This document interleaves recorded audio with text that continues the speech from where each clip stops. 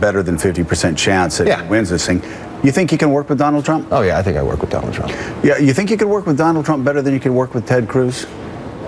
Be honest. Be honest. That's an unfair question because I've never dealt that much. Yeah, but you know exactly what Ted Cruz did during the government shutdown. He would come over. He would not only undercut senators that he worked with, he would undercut you. And I'm not being negative of Ted at all because I was a bomb thrower when I was there as well.